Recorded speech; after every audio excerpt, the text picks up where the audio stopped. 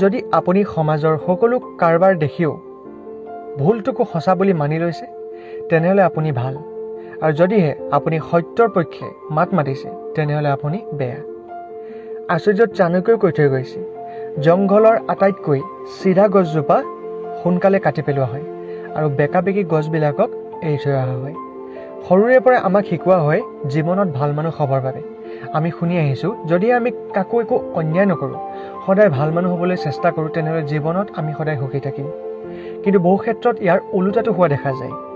কিছু কিছু সময়ত এনেকুৱা হোৱা দেখা যায় আমি কাকো একো অন্যায় কৰা নাই, কাৰো বিপক্ষে একো মাত মতা নাই আৰু তাৰ পাছতো কিন্তু আমিয়ে বেয়া।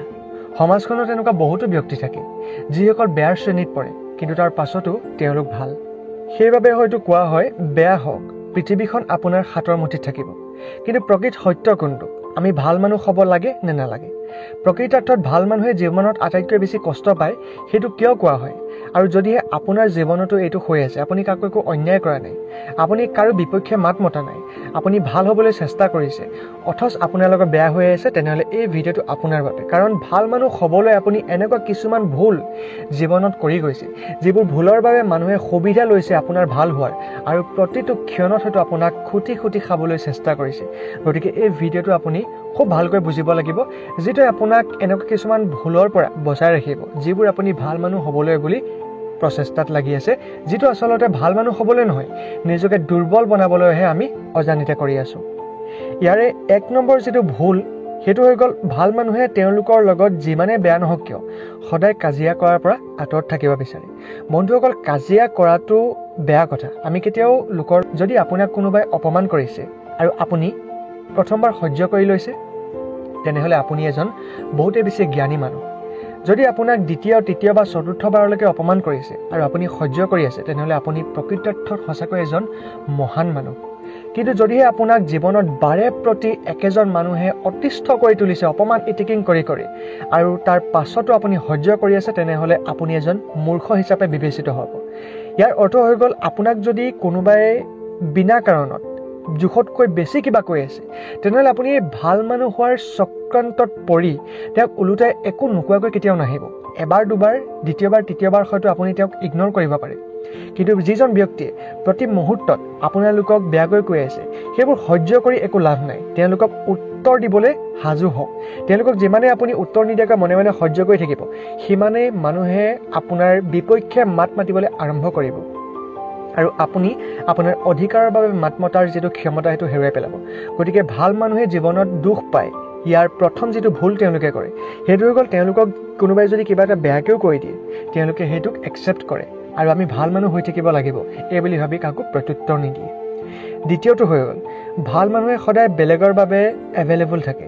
সময় যিমানেই ব্যস্ত নাথাকক কিয়, যিমানে কম নহওক কিয়, সদায় বেলেগক সহায় কৰিব বিচাৰে। বন্ধুসকল, যিসকলে সদায় এভেইলেবল থাকিব বিচাৰে আৰু নিজকে এইটো দেখুৱাব বিচাৰে যে মই বহুত ভাল, মই সকলোকে সহায় কৰি ভাল পাওঁ, মই সকলোকে টাইম দি ভাল পাওঁ, তেওঁলোকে এইটো জনা উচিত, সোণৰ দাম বহুত বেছি আৰু লোহাৰৰ দাম বহুত কমটি। কাৰণ সোণ ইমান সহজে উপলব্ধ নহয় যিমান সহজে লোহা উপলব্ধ হয়। ইয়াৰ অৰ্থ হৈ গ'ল, আপুনি জীৱনত সহায় কৰক, আপুনি মানুহক কেতিয়াও সহায় নকৰাকৈ গুচি নাহিব, স্বাৰ্থপৰো হৈ নাথাকিব, কিন্তু জোখতকৈ বেছি সহায় কৰিবলৈও নাযাব, জোখতকৈ বেছি এভেইলেবল হ'বলৈ নাযাব। কাৰণ জোখতকৈ যিসকলে এভেইলেবল হৈ যায়, তেওঁলোকৰ ভেলু এখন পৃথিৱীত নাইকিয়া হৈ যায়।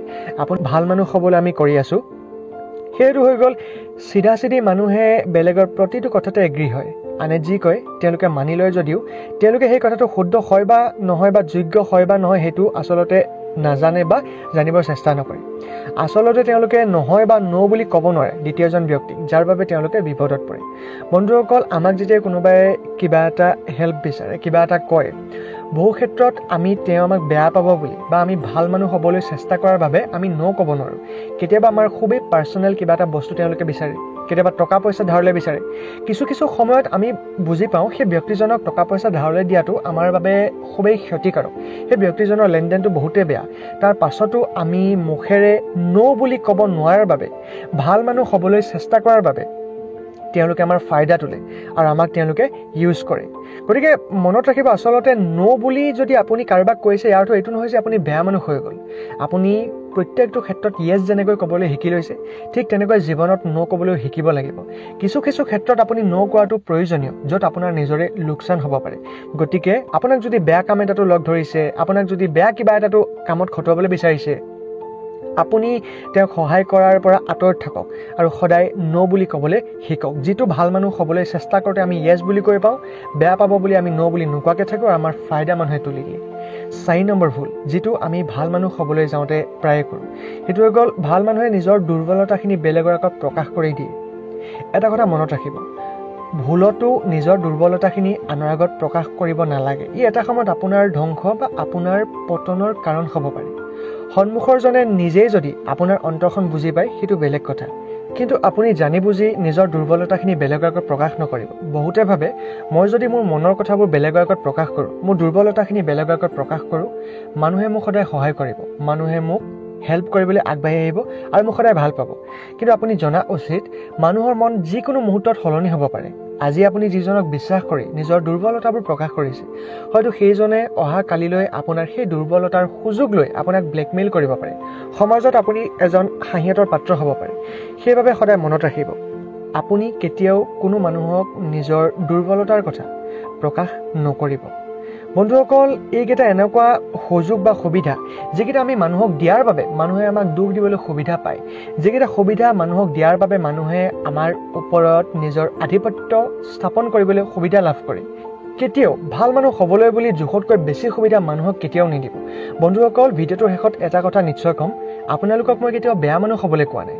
মাত্ৰ মই আপোনালোকক এনেকুৱা 4টা ভুলহে দেখুৱাই দিলোঁ, যিকেইটা ভুল আমি ভাল মানুহ হ'বলৈ যাওঁতে কৰোঁ। আপুনি এই ভুলকেইটা যদি নকৰে, তেতিয়াও আপুনি ভাল মানুহ হৈ থাকিব। এজন প্ৰকৃত ভাল মানুহ হৈ গ'ল, যিজনে মানৱতাক চিনি পায়, যিজনে নিজৰ কৰ্মক সন্মান কৰে, যিজনে সমাজৰ নিয়মসমূহৰ দ্বাৰা পৰিচালিত হৈ ভাল পায় আৰু যিজনে নিজৰ সপোনটো পূৰ কৰিব পাৰে। আৰু বহুতো কাৰণ থাকে, সেইবোৰ কাৰণৰ দ্বাৰা আপুনি নিজকে এজন মহান আৰু ভাল মানুহ কৰিব পাৰে। মানুহে কি কথা কৈছে সেইমতে প্ৰতিটো কথাত সন্মতি দি মনে মনে থাকি আপুনি ভাল মানুহ কেতিয়াও হ'ব নোৱাৰে। সেইবাবে হয়তো কোৱা হয়, ভাল মানুহ এজন আচলতে দুৰ্বল থাকে। কিন্তু মনত ৰাখিব, এজন ভাল মানুহ কেতিয়াও দুৰ্বল নাথাকে, তেওঁ থাকে এইখন সমাজৰ আটাইতকৈ শক্তিশালী ব্যক্তি। দুৰ্বল সেইবোৰহে যিবোৰে ভাল মানুহ হ'বলৈ বুলি এনেকুৱা ধৰণৰ সুবিধাবিলাক মানুহক দি থাকে। বন্ধুসকল, আপোনালোকৰ জীৱনত এনেকুৱা হৈছেনে নাই হোৱা, বা এই সুবিধাকেইটাৰ সুবিধা লৈ মানুহে আপোনাৰ ওপৰত আধিপত্য স্থাপন কৰিছেনে নাই কৰা, আপোনাক দুখ দিছেনে নাই দিয়া, আপুনি কমেণ্ট কৰিবলৈ নাপাহৰিব। আৰু এই ভুলকেইটা আপুনি কৰি আছিলে নে নাই কৰা, সেইটো আপুনি কমেণ্টত জনাই দিব। লগতে যদি নতুন আহিছে, তেনেহ'লে চেনেলটো ছাবস্ক্ৰাইব কৰি যাব, আৰু যদি ভিডিঅ'টো লাইক নকৰাকৈ আছে, লাইক এটা কৰি যাব। ধন্যবাদ। জয় অসম, জীৱন জিন্দাবাদ। মই প্ৰীতমে আজিলৈ বিদায় লৈছোঁ। লগ পাম এটা নতুন ভিডিঅ'ৰ সৈতে।